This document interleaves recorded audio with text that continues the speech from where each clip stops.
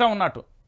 సచివాలయం భద్రత మాతో కాదు, డీజీపీకి స్పెషల్ పోలీస్ వింగ్ లేక ఇతర డ్యూటీలకు టైం సరిపడడం లేదని రీజన్ త్వరలో నిర్ణయం తీసుకున్న సీఎం అంటే చూడొచ్చు. సచివాలయం సెక్యూరిటీ బాధ్యతల నుంచి తమను తప్పించాలని state special production force director general ప్రభుత్వానికి లేఖ రాస్తున్న సెక్రటరియట్ రక్షణ బాధ్యతలు కేటాయించడం వల్ల రెగ్యులర్ బందోబస్తు కోసం ఫోర్స్ కేటాయించడంలో కొరత ఏర్పడుతుందని లేఖలో స్పష్టం చేసినట్లుగా తెలుస్తుంది. ఇగో ఇది అప్పుడు ఎట్లా చేసిరు అది తెలియదు. ఇక ఏం చేస్తారు వీళ్ళ వల్ల ఏమవుతుంది, ఇంకేమవుతుంది వీళ్ళ వల్ల ఏం కాదు.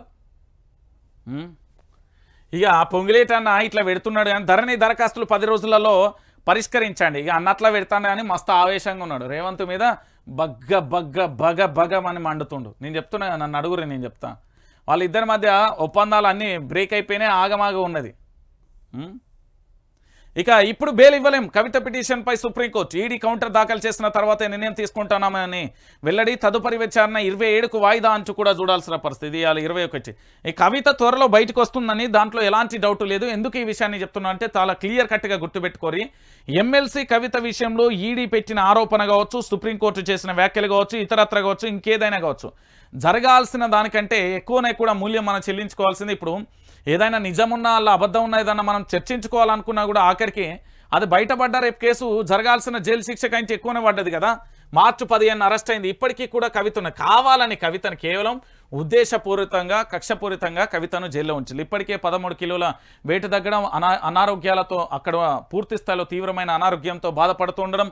ఇంకో పక్కన ఏంటంటే ఈడీకి సంబంధించి కేవలం అక్కడ ఎఫ్ఐఆర్లో నమోదు చేసి దర్యాప్తు కూడా పూర్తి స్థాయిలో పూర్తి అయింది. మరి ఎప్పుడైపోతుంది ఈ కేసు, ఏం కథ అనేది కూడా వేచి చూడాల్సిన పరిస్థితి అయితే కనబడుతుంది. ఇంకొక అంశాన్ని కూడా నేను మళ్ళీ చెప్తున్నా. ప్రతి ఒక్కరికి కూడా పేరు పేరున కృతజ్ఞతలు. 3 లక్షల మంది సబ్స్క్రైబర్ అయ్యారు. మీ అందరికీ కూడా పేరు పేరున హృదయపూర్వక ధన్యవాదాలు.